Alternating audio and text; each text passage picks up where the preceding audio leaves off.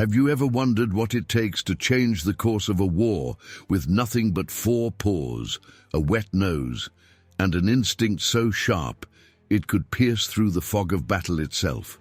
What if I told you that one single dog, an American shepherd from the hills of Tennessee, became the silent architect of one of the most devastating tactical strikes in World War II?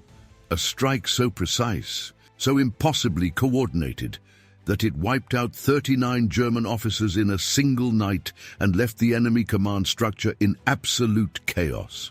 Before we dive into this incredible story, I need your help.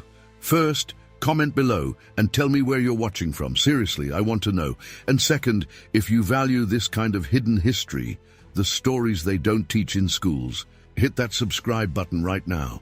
This channel survives because of you, and we're bringing you content that powerful forces would rather keep buried. Your support keeps these secrets alive. The winter of 1944 was unforgiving. Snow blanketed the Ardennes forest in Belgium, turning the landscape into a frozen labyrinth of skeletal trees and treacherous terrain. The Battle of the Bulge was raging, Germany's last desperate offensive on the Western Front, and the Allied forces were stretched thin, fighting not just an enemy army, but the brutal cold that turned fingers black and froze weapons solid. In the midst of this frozen hell, the United States Army's 10th Infantry Division was dug in near the town of Bastogne, holding a critical supply route that the Germans needed to advance deeper into Allied territory.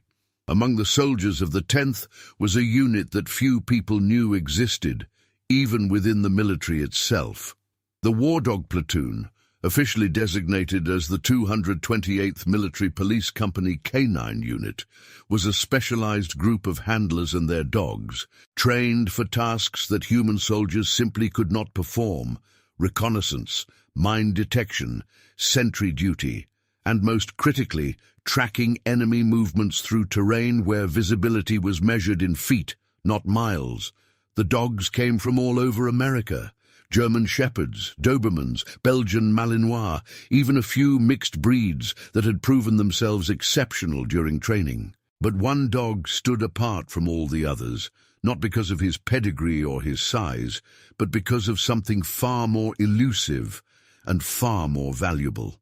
His name was Sergeant, though the men who worked with him called him Ghost, and he was an American shepherd with a coat the color of smoke and eyes that seemed to see through the falling snow itself. Sergeant had been donated to the war effort by a farmer named Jacob Whitmore from a small town called Cookville, nestled in the Cumberland Plateau of Tennessee. Whitmore had bred hunting dogs for decades, animals that could track deer through miles of mountain wilderness without losing the scent.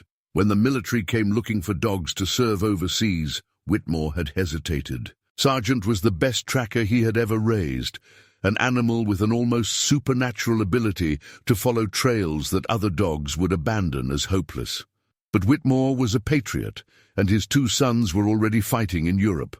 He believed that Sergeant might help bring them home, so he signed the papers, watched the truck drive away with his dog in the back, and prayed that he had made the right choice. Sergeant's handler was a young corporal from Michigan named Thomas Fletcher. Fletcher had grown up in Detroit, working in his father's auto repair shop, and he had no experience with dogs before the Army assigned him to the canine program. But from the first day of training at the War Dog Reception and Training Center in Front Royal, Virginia, Fletcher and Sergeant had formed a bond that the other handlers envied. Fletcher learned to read Sergeant's body language like a book, the slight tilt of the ears that meant the dog had caught a scent, the low, almost inaudible growl that signaled danger ahead, the way Sergeant's tail would stiffen when he was closing in on a target. By the time they shipped out to Europe in September of 1944, Fletcher trusted Sergeant more than he trusted most of the men in his unit. And that trust would soon be tested in ways that neither of them could have imagined. The first week of December brought an intelligence report that sent ripples through the Allied command. German radio intercepts suggested that a high-level strategy meeting was being planned somewhere in the Ardennes region, a gathering of senior officers from multiple divisions to coordinate the winter offensive. The location was unknown, but the chatter indicated it would happen soon, possibly within days. If the Allies could locate that meeting and strike it, they could decapitate the German command structure in the region and potentially shorten the war by months. The problem was simple. The Germans knew the Allies were listening. They had moved away from radio communications for anything truly sensitive, relying instead on couriers who traveled on foot through the forest, carrying coded messages that could not be intercepted electronically. And the Ardennes was vast, a dense woodland covering thousands of square miles, with countless villages, farmhouses, and abandoned buildings where such a meeting could take place. Standard reconnaissance was failing. Patrols sent into the forest either found nothing or walked into ambushes. Aerial surveillance was useless in the heavy cloud cover and constant snow. The intelligence officers were desperate, and that desperation led them to consider options they would have dismissed under normal circumstances. That was when Captain Richard Donovan, the commanding officer of the 228th, proposed something radical. Use the dogs not just for perimeter security or mine detection, but as active intelligence-gathering assets. Specifically, use them to track German couriers through the forest, follow them back to their destinations, and map out enemy positions that no human scout could safely reach. The idea was met with skepticism. Dogs were useful, everyone agreed, but they were tools, not soldiers. They could smell explosives or alert to intruders, but tracking a specific human being through miles of wilderness in winter conditions, that seemed like wishful thinking. Donovan insisted. He had seen what Sargent could do during training exercises. The dog had tracked a single soldier through 12 miles of wooded terrain in Virginia, following a scent trail that was more than 8 hours old. If any dog could pull off what Donovan was proposing, it was Sargent. The plan was approved, largely because there were no better alternatives. On December 9, 1944, Fletcher and Sargent were given their mission. A German courier had been spotted by a forward observation post near the village of Wiltz, moving west through the forest before disappearing into the tree line. The courier had not been intercepted. The risk was too high, but his path had been noted. Fletcher and Sargent were to pick up the trail, follow it as far as possible, and report back with whatever they found. Fletcher prepared carefully. He packed light, just rations, water, a compass, binoculars, and his M1 carbine with 3 magazines. No radio. The Germans had direction-finding equipment that could pinpoint a transmission in minutes. He would be on his own, relying entirely on Sargent to guide him and on his own instincts to keep them both alive. They set out before dawn, moving through the frozen forest in silence. The snow muffled their footsteps, and the darkness provided cover, but it also made navigation treacherous. Fletcher relied on his compass and his memory of the terrain maps he had studied the night before. Sargent moved ahead of him on a long lead, nose to the ground, working methodically through the underbrush. It took nearly 2 hours to reach the spot where the courier had been seen. By then, the sun was beginning to rise, casting a pale grey light through the trees. Fletcher knelt in the snow and released Sargent from the lead, giving the command they had practiced 1,000 times. Find. Sargent's transformation was immediate. The dog lowered his head, nostrils flaring, and began to circle the area in widening arcs. Fletcher watched, hardly daring to breathe. This was the moment that would determine whether the mission was even possible. The courier had passed through more than 12 hours ago. Snow had fallen since then. The temperature had dropped below freezing. Every factor was working against them. But then Sargent stopped. His ears pricked forward. His tail went rigid. And he began to move, not in circles anymore, but in a straight line, heading deeper into the forest. Fletcher followed, his heart pounding. Sargent was on something. Whether it was the right something, they would only know by continuing forward. The trail led them south, away from the Allied lines and deeper into contested territory. Fletcher knew they were taking an enormous risk. If they encountered a German patrol, there would be no backup, no artillery support, no cavalry coming to their rescue. But Sargent seemed certain, and Fletcher had learned to trust that certainty.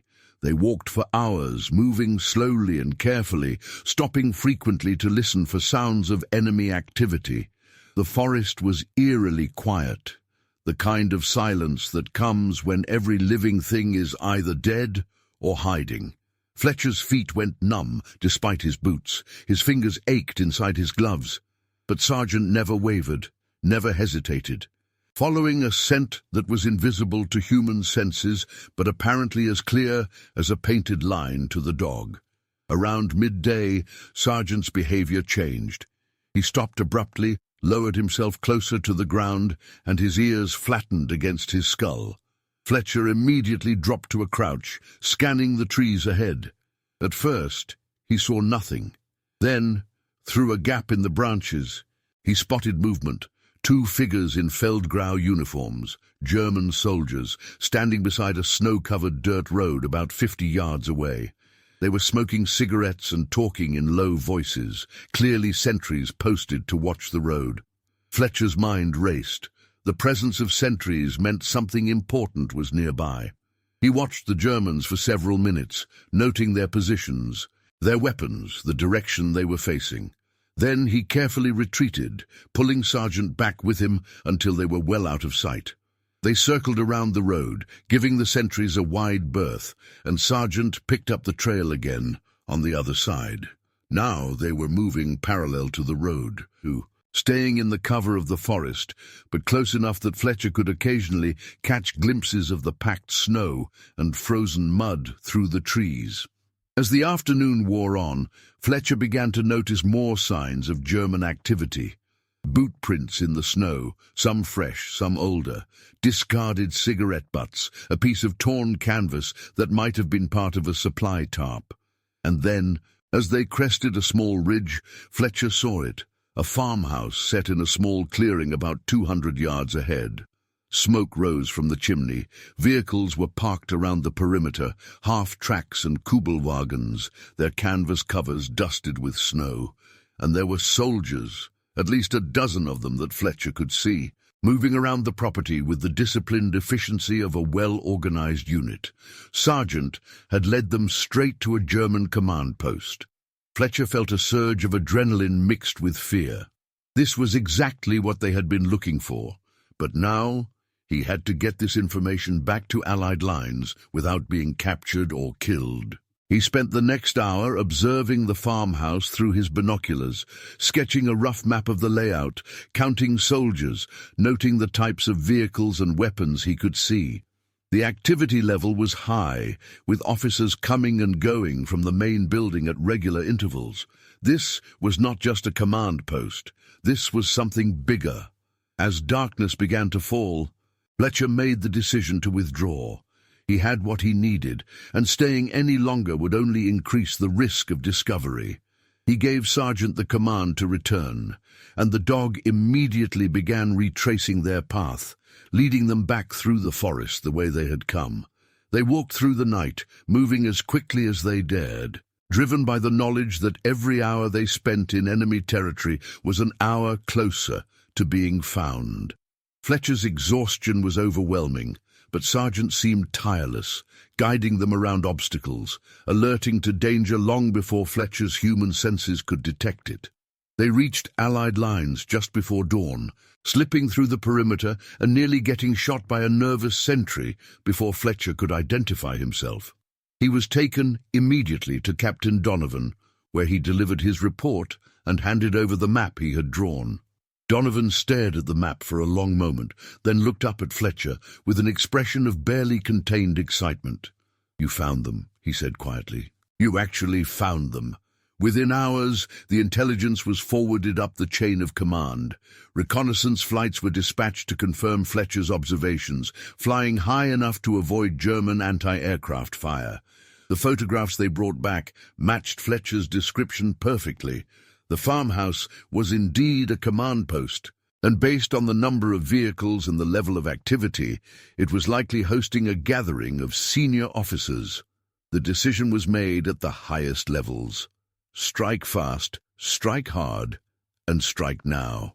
On the night of December 12, 1944, An artillery barrage of unprecedented precision was unleashed on the farmhouse and the surrounding area.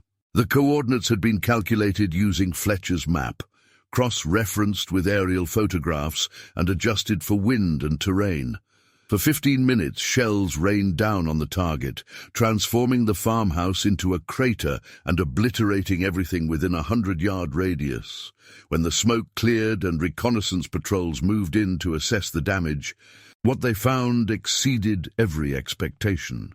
The farmhouse had been hosting a planning session for the winter offensive, attended by 39 German officers ranging from majors to a full colonel. Every single one of them had been killed in the artillery strike.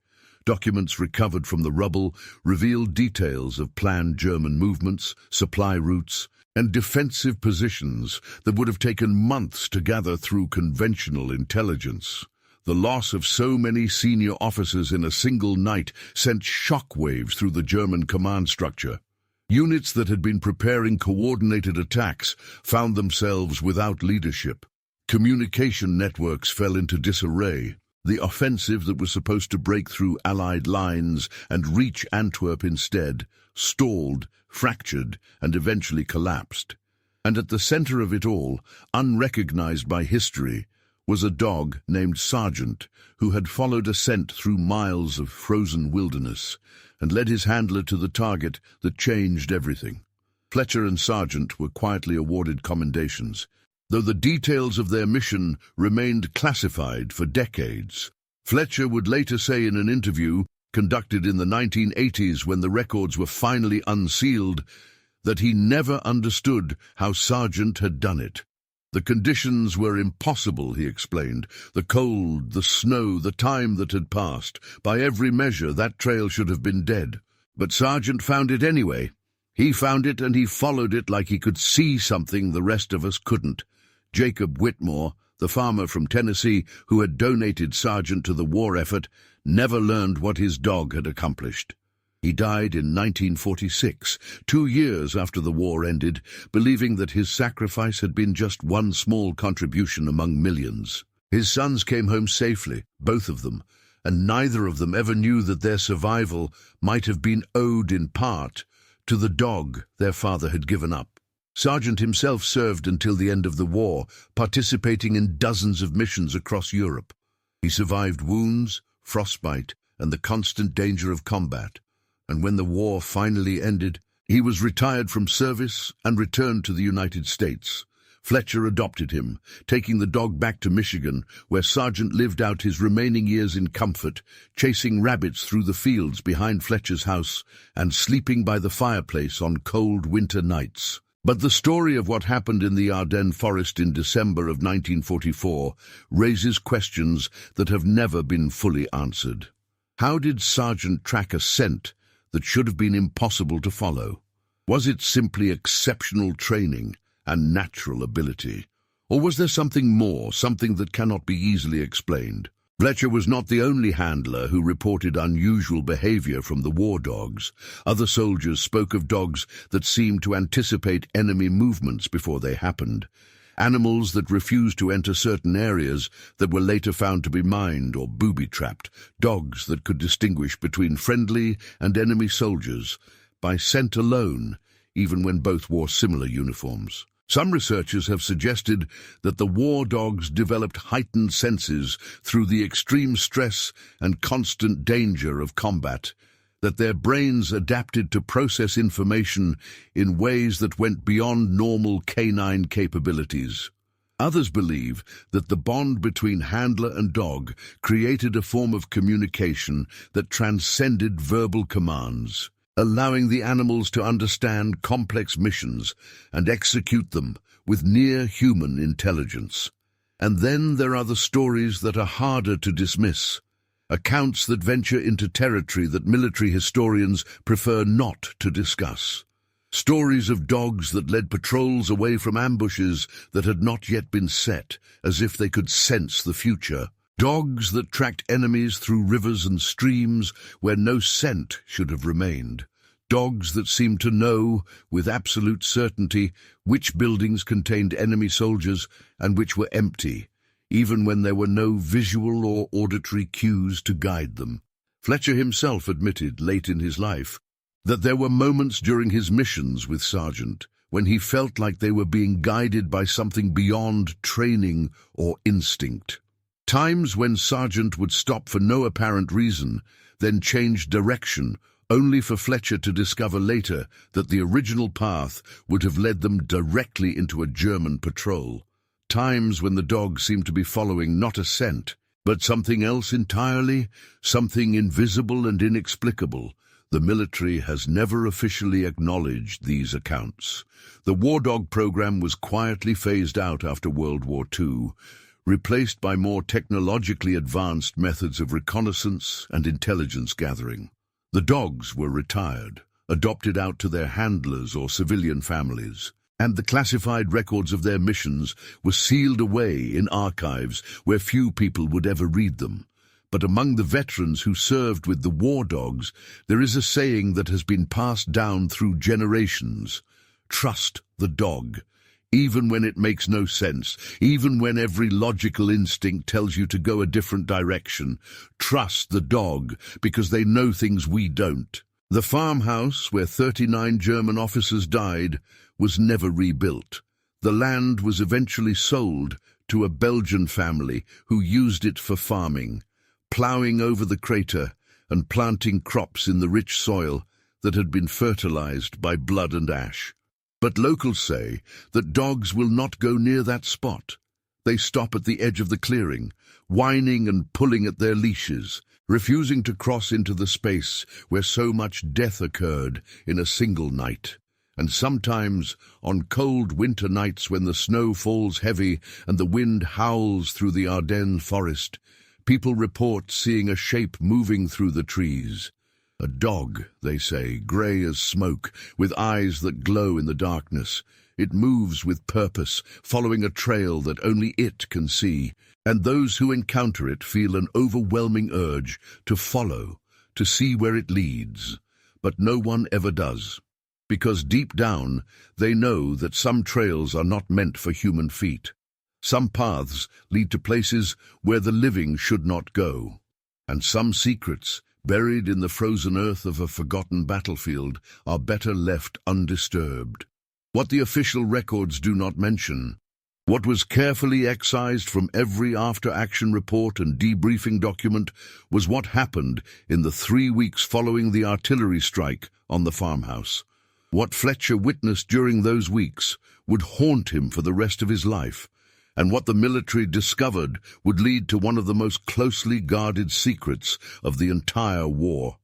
2 days after the strike, Fletcher and Sargent were sent back into the Ardennes as part of a reconnaissance team tasked with confirming the kill count and gathering any remaining intelligence from the site. The team consisted of 6 soldiers, including Fletcher, along with 2 intelligence officers from the Office of Strategic Services, the precursor to what would later become the Central Intelligence Agency. The OSS officers were tight-lipped about their objectives, carrying equipment that Fletcher did not recognize and speaking in hushed tones about matters they refused to share with the regular army personnel. When they reached the farmhouse, or what remained of it, Fletcher felt his stomach turn. The artillery had done its work with brutal efficiency. The building had been reduced to scattered chunks of masonry and splintered wood. Bodies, or pieces of bodies, lay strewn across the frozen ground, partially buried in snow that had fallen overnight. The smell was overwhelming despite the cold, a mixture of burnt flesh, cordite, and something else that Fletcher could not quite identify, but that made his skin crawl. The team spread out, photographing the scene and collecting documents from the rubble. Fletcher kept Sargent close.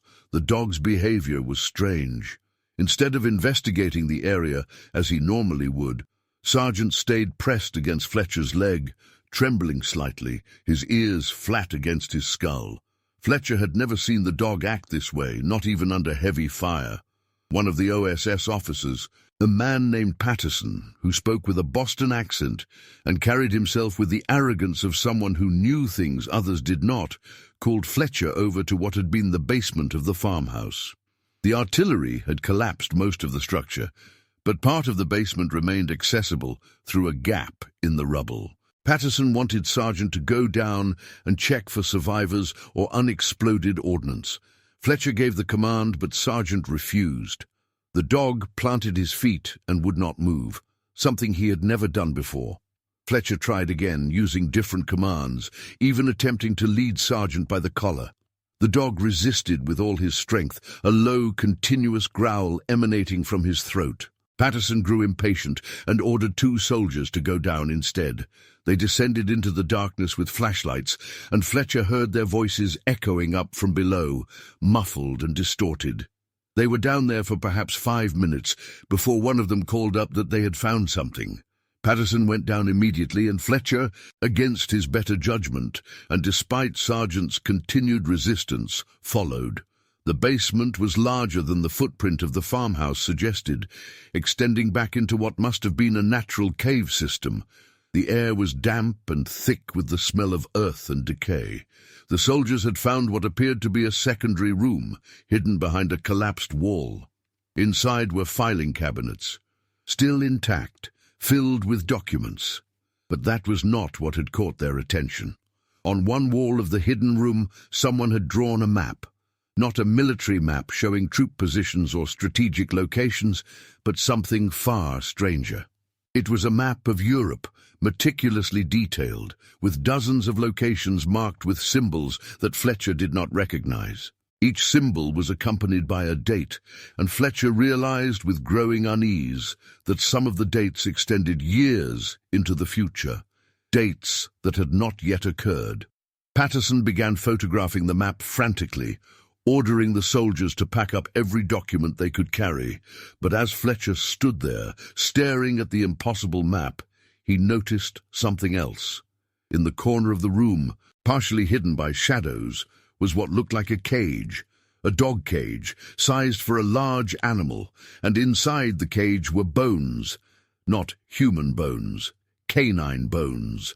The skull was unmistakable, the elongated snout, the pronounced teeth. But the size was wrong. The skull was nearly twice as large as any dog Fletcher had ever seen, including breeds like Great Danes or Irish Wolfhounds. And there were marks on the bones, deliberate cuts and scratches that suggested they had been studied, measured, analyzed. Fletcher felt Sargent pressing against his leg again, the dog's entire body rigid with fear or aggression or something else entirely. He reached down to comfort the animal and felt how fast Sargent's heart was beating, a rapid tattoo that seemed impossibly quick. Patterson noticed Fletcher looking at the cage and immediately ordered everyone out of the basement. No explanations, no discussion, just a sharp command to evacuate the site immediately and speak to no one about what they had seen.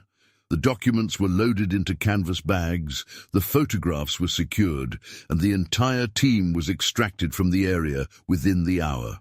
Back at headquarters, Fletcher expected to be debriefed about the mission. Instead, he was separated from the other soldiers and taken to a private room where Patterson and another OSS officer questioned him for nearly 3 hours. They wanted to know everything about Sargent. His training, his behavior, his tracking abilities, how he had found the farmhouse. Whether Fletcher had noticed anything unusual about the dog's senses or instincts. Fletcher answered honestly, describing Sargent's exceptional tracking skills, but also mentioning the strange moments when the dog seemed to know things he should not have been able to know.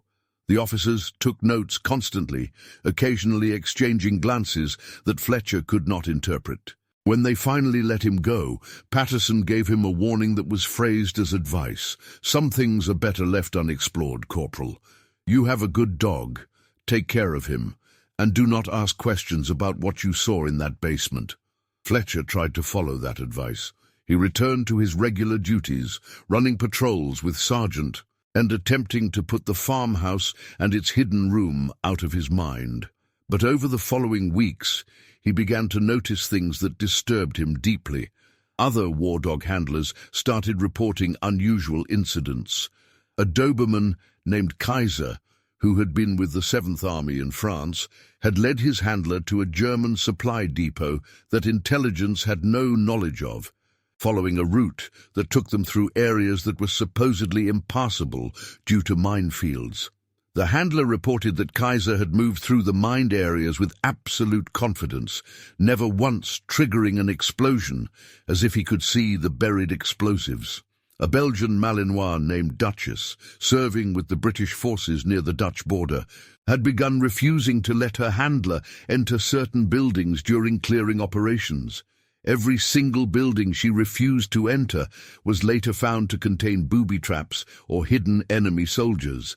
The British officer in charge of her unit called it miraculous. Her handler called it impossible. And there were darker stories. A German shepherd named Brutus, deployed with an airborne unit during Operation Market Garden, had reportedly attacked and killed his own handler during a night patrol. Witnesses said the handler had ordered Brutus to investigate a seemingly abandoned barn, and when the handler followed, Brutus had turned on him without warning, tearing out his throat before the other soldiers could intervene. The dog was shot and killed at the scene, but when the barn was searched, they found a German machine gun nest that had been preparing to ambush the patrol. Brutus had saved everyone, except the one man he killed.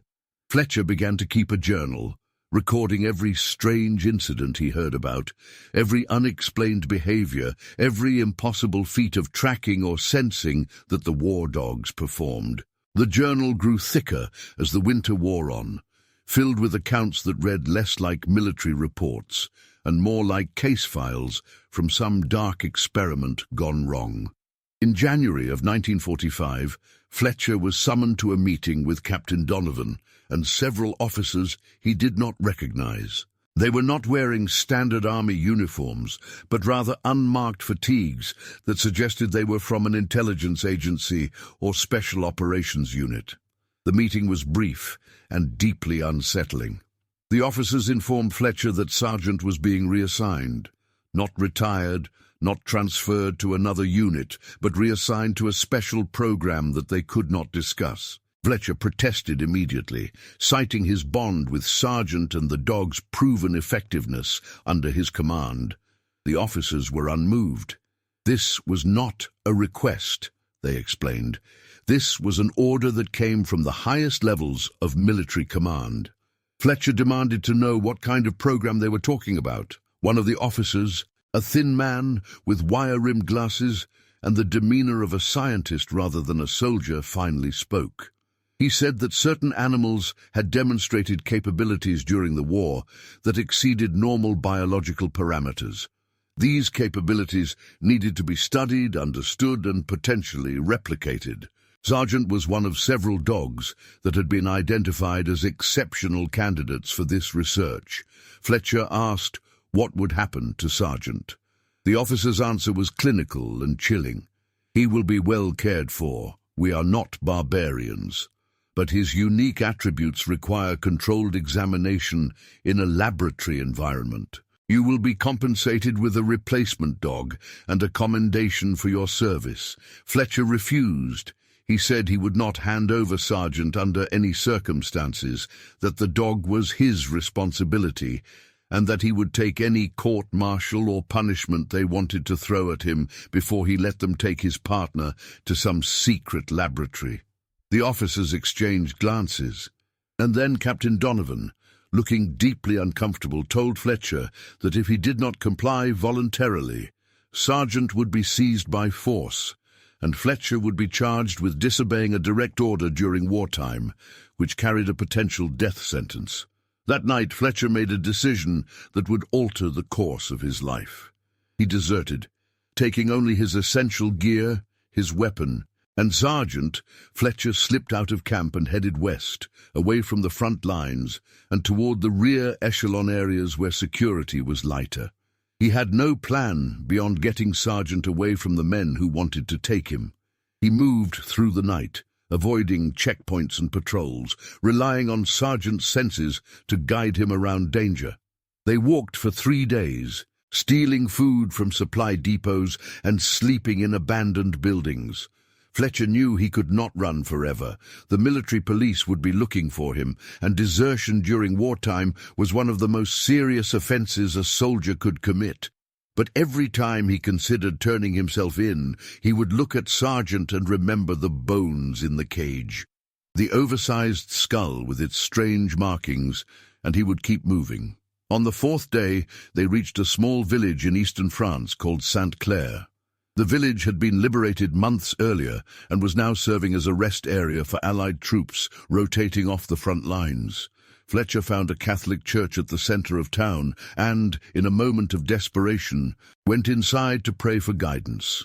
The priest, an elderly man named Father Michel, who spoke heavily accented English, found Fletcher sitting in a pew with Sergeant lying at his feet. Instead of turning Fletcher in, as would have been his duty, Father Michel listened to his story. He listened to everything: the farmhouse, the basement, the cage, the men in unmarked uniforms, and the impossible things that Sergeant could do. When Fletcher finished, Father Michael was quiet for a long time. Then he said something that Fletcher would never forget. "There are old stories, my son, stories from before the war, before this church was even built. Stories of animals that could sense things humans could not, the approach of death, the presence of evil, places where terrible things had happened or would happen. The church called them abominations once, creatures touched by forces that should not touch the natural world. But perhaps they were wrong. Perhaps these animals were gifts, warnings from God about the darkness that men create." Father Michel offered to hide Fletcher and Sergeant in the church basement until he could figure out what to do. Fletcher accepted, grateful beyond words. But that night, as he lay on a cot in the cold stone room beneath the sanctuary, he heard sounds from above. Voices, official voices. The military police had somehow tracked him to St. Clair. Fletcher grabbed his rifle and prepared to fight his way out, but Sergeant's behavior stopped him. The dog was not agitated or defensive. Instead, he was sitting calmly by the door, looking up at Fletcher with an expression that seemed almost knowing. And then Sergeant did something he had never done before. He barked once, loudly, alerting everyone above to their presence. Fletcher stared at the dog in shock and betrayal. But before he could react, Father Michel came down the stairs, followed by two men in civilian clothes. They were not military police. One of them was Patterson, the OSS officer from the farmhouse. The other was the thin man with wire-rimmed glasses from the meeting with Captain Donovan. Patterson spoke first. "We are not here to arrest you, Corporal Fletcher. We are here to offer you a choice." The thin man stepped forward and introduced himself as Dr. Emil Strauss, though Fletcher suspected that was not his real name. He explained that the program studying the war dogs was not what Fletcher imagined. They were not dissecting animals or conducting cruel experiments. They were trying to understand a phenomenon that had emerged during the war, a phenomenon that threatened to upend everything science understood about animal cognition and sensory perception. Dr. Strauss told Fletcher that the dogs were not just tracking scents or hearing sounds beyond human range. They were detecting something else, something that had no name in any language. Patterns of human thought and intention, echoes of future events imprinted on the present, residual traces of violence and death that lingered in places long after the physical evidence had decayed. The dogs, or at least certain exceptional dogs like Sergeant, had somehow become attuned to these impossible signals during the extreme stress of combat. And it was not just dogs, Dr. Strauss continued. There were reports from the Pacific Theater of dolphins guiding submarines away from mines that had not yet been laid, horses in cavalry units refusing to cross bridges that would collapse days later. Even rats in the trenches, abandoning certain areas hours before artillery strikes that the rats could not possibly have known were coming. The war, Dr. Strauss said, had created conditions that allowed these abilities to manifest. The constant proximity to death, the heightened states of fear and adrenaline, the breaking down of normal psychological barriers that separated animals from the incomprehensible horrors of human conflict. And now that these abilities had emerged, they could not be ignored. They had to be studied, documented and understood, because if the enemy discovered the same phenomenon and learned to weaponize it, the consequences would be catastrophic. Fletcher listened to all of this with a growing sense of unreality. Part of him wanted to believe it was insanity, the ravings of men who had been at war too long and seen too much. But he thought of everything Sargent had done, everything he had witnessed, and he could not deny that something impossible was happening. Patterson offered Fletcher the choice Dr. Strauss had mentioned. He could return to his unit with Sargent. No charges filed, no record of desertion. But Sargent would be monitored constantly, observed and documented, turned into a subject of study even while continuing his military service. Or Fletcher could join the program voluntarily, working with Dr. Strauss and his team to understand what Sargent could do, helping to ensure that the research was conducted ethically and that Sargent was treated with respect. Fletcher chose the second option, not because he trusted these men, but because he believed it was the only way to protect Sargent from something worse. For the next 4 months, until the end of the war in Europe, Fletcher and Sargent lived in a commandeered estate outside of Paris that had been converted into a research facility. It was there that Fletcher learned the full scope of what the military had discovered. There were 12 dogs in the program, all of them with documented cases of impossible sensory abilities. They came from different units, different breeds, different countries, but they all shared certain characteristics: exceptional intelligence, profound bonds with their handlers, and exposure to extreme trauma during combat. The researchers conducted tests that ranged from the mundane to the bizarre. They measured the dogs' responses to hidden objects, to photographs of people they had never met, to recordings of sounds played at frequencies beyond human hearing. They placed the dogs in rooms where violent deaths had occurred and measured their physiological responses.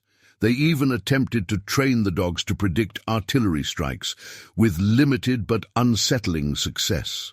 Sargent excelled at nearly every test. He could identify, with near-perfect accuracy, which of several sealed containers held food, even when the containers were identical and had been scrubbed clean to remove scent traces.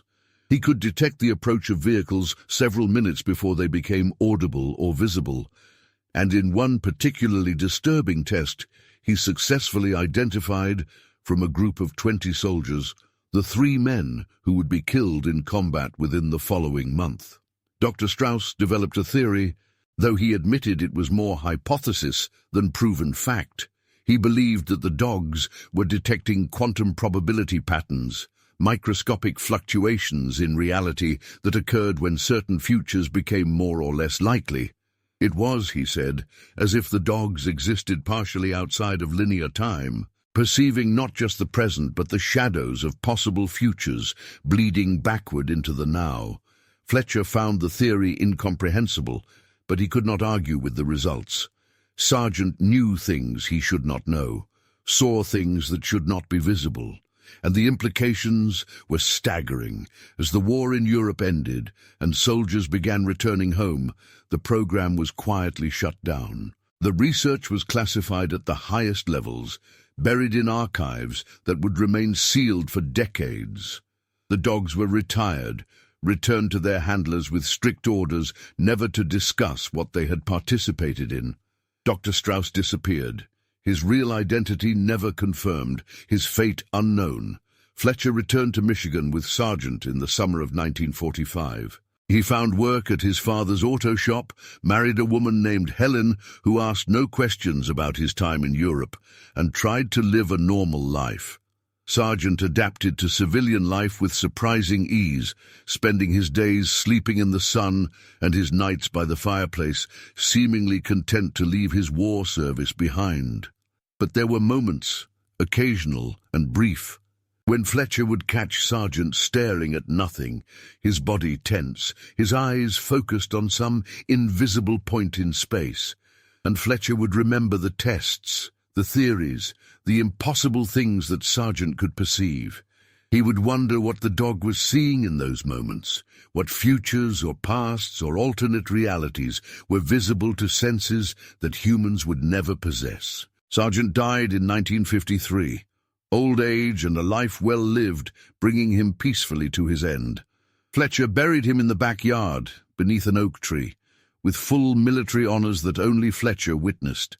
And as he stood over the grave, Fletcher thought about all the men whose lives Sargent had saved, directly or indirectly, through his impossible abilities. 39 German officers dead in a single strike. Countless patrols guided away from ambushes. A war shortened by months or perhaps years because of a dog from Tennessee who could follow trails that should not have existed. But Fletcher also thought about the cage in the basement, the bones with their strange markings, and the map on the wall with dates extending into the future. He thought about Dr. Strauss and his theories about quantum probability and shadows of possible futures. And he wondered, as he would wonder for the rest of his life, whether Sargent's abilities had been natural, an evolutionary quirk brought out by the extreme conditions of war, or whether they had been something else, something created, something designed. In 1972, Fletcher received a letter with no return address. Inside was a single sheet of paper with a typed message. It read, "The program never ended. New subjects identified. New capabilities emerging. They are closer now to understanding. If you still have your journal, destroy it. If you still have your memories, keep them to yourself. Some knowledge is too dangerous to share." The letter was unsigned, but Fletcher recognized the clinical phrasing, the careful word choice. It could have been from Dr. Strauss, or someone who had worked with him, or someone who had continued the research after the war ended. Fletcher burned the letter that same day, watching the paper curl and blacken in his fireplace. But he did not destroy his journal. He hid it instead, sealed in a metal box, and buried in the same spot where Sargent lay. And he told his children, when they were old enough to understand, that if anything happened to him, they should leave the box buried. Some things, he said, were not meant to be dug up. Fletcher died in 1998, taking with him secrets that he never fully shared. His children honored his wishes and left the metal box undisturbed.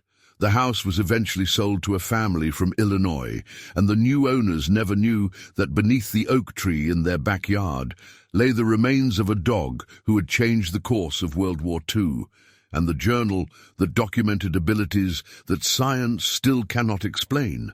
But the story does not end there. Because in recent years there have been reports, unconfirmed and often dismissed as urban legends, of military working dogs displaying abilities that seem to echo what Fletcher witnessed during the war.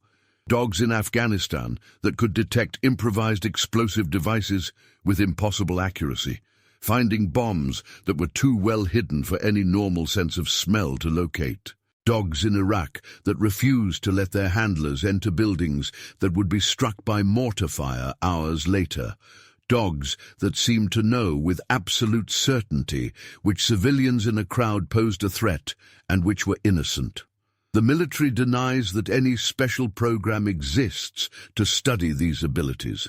The research from World War II remains classified, the documents sealed away where public inquiries cannot reach them. And the men and women who work with these modern war dogs are trained never to ask questions about things they cannot explain, to simply trust the dog and follow where it leads.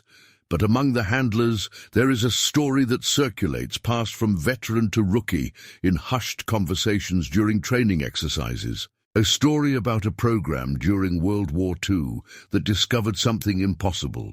A story about dogs that could see the future, track the impossible, and sense the approach of death itself.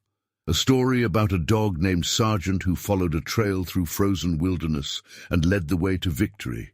And some nights, when the training is done and the handlers are alone with their dogs, they look into their animals' eyes and wonder what those eyes can truly see. They wonder if their dogs are perceiving things beyond human comprehension, if the bond between soldier and animal has created something that transcends the natural world.